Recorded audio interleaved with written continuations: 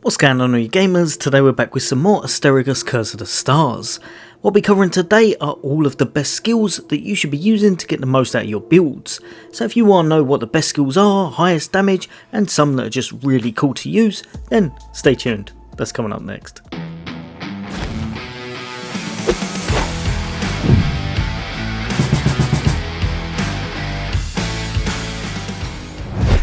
Welcome back, all you gamers. Today with Asterigos Curse of the Stars, I've tried to do all of the hard work so you guys and girls don't have to worry about it, and I've been testing out all of the skills in game. Now, using my big boy thinking cap rather than spending probably about another 5 days or so unlocking everything, what I did is make sure I had enough skill points to unlock everything for a certain weapon and then test them all out, and then went and reset it using our reset skill item, and pretty much went and rinse and repeat. Now, everyone will have a slight difference or opinion depending on their playstyle and such. If there's any big skills you think I've missed out, then chuck it in the comments. I'd love to hear from you all. Now, for every time I test out all the skills on a weapon, what I've done, I've reallocated all of my points as well, and each time I've got 35 in attack and 5 in HP. This allowed me to get very even results and see which skills I felt overall were the best. So, kicking it off in our number 10 spot, we're going to be starting off with this one just here, Astral Blessing. Astral Blessing is very good, probably the best buffer in the game in order to get your AP and SP back. However, I found a little bit early game, this one wasn't quite strong enough in order to maintain it completely. So I would advise probably speccing into a little bit of regen in your build as well, as it will really help this out. However, for those long boss battles or for long battles against tougher enemies, this can be second to none in order to regain your skills and just make the battles a lot easier overall, especially if you're running low on those potions. Definitely one to watch out for, but I found it a little bit better later game than it was probably earlier. Next up, and we've got Raging Storm. This one is a hammer skill and it's a slightly different one to most. Probably not the best one to use for single target, but for multi-target this one is absolutely amazing, especially if you've got a wide variety of enemies trying to take you on. For example, if you've got a few close range guys and you've got some archers trying to shoot you from a distance or magic users, this skill can make things much easier, because you don't have to worry about those long range effects hitting you. If, however, you're against a single character like I am here, it's probably not the best. It will do a nice bit of damage, but overall it doesn't provide what some of the other skills will be able to in this list. Jumping over to a spear move, and we're going to be going on to Heartpiercer. Heartpiercer does some great damage. It's also got a really nice knockdown effect. As you can see here, what I'm going to do, I'm going to jump in, and rather than following up with its big hit, we can also dodge out of the second animation, which makes this really good for being very versatile. If we don't want to, we can do what we did there and do a really big second hit after we've knocked them down. I haven't tried it on every boss, but it works on most things in the game and it does a big chunky bit of damage. As you can see here, we take out this enemy quite easy because it does significant damage and is a lot of fun to use. Next up, probably the best closer in the game, and we've got Blink Strike. Blink Strike is your dagger move if you want to get into the action fast and easy. You're going to throw out your dagger, then you're going to follow up with a direct hit to them. It's going to knock them down most times. From there you can go in with some combos, or you could even back off and plan out your next move, or again go in for the exact same thing again. It's completely your call. This one is not the highest damage compared to others, but for a closer it's probably the best in the game and great for any kind of dagger build. Also, another thing to do would be to follow it up with probably a higher damage skill, which would work great because this one, like I said, doesn't quite have the damage of some of the others. Jumping over to another of my complete favourite skills, and that's Focus Flair. This one I like to think as my little summon that's going to be on my shoulder, dishing out a bit of damage, highlighting enemies and just making every situation a little bit easier. As you can see here, it does a lot of damage over time. The actual amount that comes off doesn't look that significant at the start, but it starts to mount up, especially if you get some buffs in your build.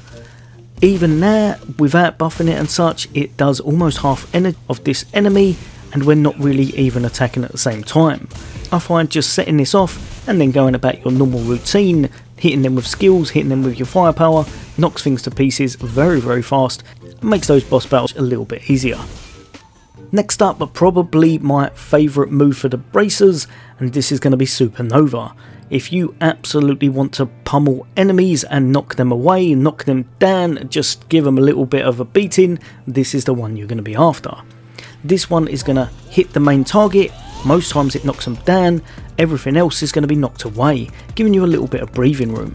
It does quite a nice bit of damage considering it does that knockdown effect, and you can follow up with some other things. So if you had a higher damage skill or you wanted to put some area effect on them, you very well can. Probably one of the best AoE skills in the game for just clearing ads and just making sure they're not going to get towards you. Also again, you can combo it and chain it up with some of your other skills or moves in order to get that additional damage. Jumping over to a very high damage AoE attack, and we've got Astral Storm. This one unleashes a storm effect, it hits multiple enemies, it follows them to a certain degree. You just want to be kind of laying waste to your enemies. This is probably one of the best AoE skills in the game. As you saw there, it's taken him down to under half health. We've not really done anything. It does it very high damage, very fast. And most times this can knock out a lot of the enemies without you even really need to try and, or just follow up with a couple of light attacks and such. Jumping over to the best damage buffer in the game, Gau Falls. Create a zone that buffs your damage. This is going to give you around about, my maths isn't perfect, but around about 23-24% extra damage. It might not sound like the most, but as you start increasing your damage later on, this can really start to shine. And this can make almost any skill really hit those bosses or tougher enemies ridiculously hard. In some cases, it means you can actually one-shot them. As you can see here, I'm just using my firepower, just going with standard attacks, and I'm already dishing out quite a lot of damage.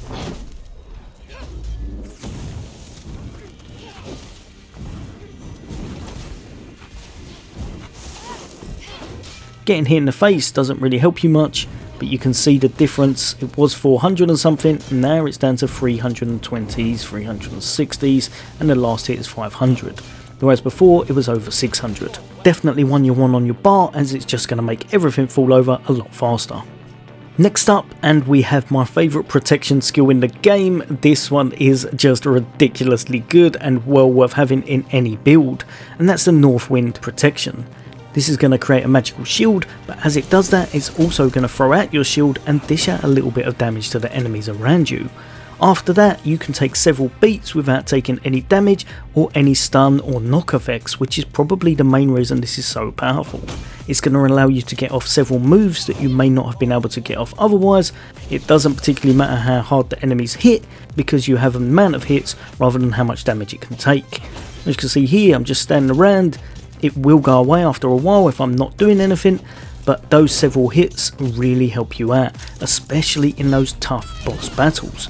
If you're on the hardest setting and you positively do not want to be hurt, this is probably one of the skills you're going to be going for, and then chain it with some of your other skills, like for example this shield one here, in order to get the most from it. Last but definitely not least, I have to put this one as top spot, because I think it is the most broken one in the game currently, and that's the In Torrent. This does so much damage, it really does. On single targets, this is going to be the thing that you want to activate in order to knock them completely down. Here I don't have quite enough damage about myself to one-shot him, but it's close enough. If I had a couple more points in my build, I would have done him in one hit. It takes a little while and you've got to charge it up, so I thought the downtime would be its downfall, and from there you wouldn't be able to do much if someone's attacking you.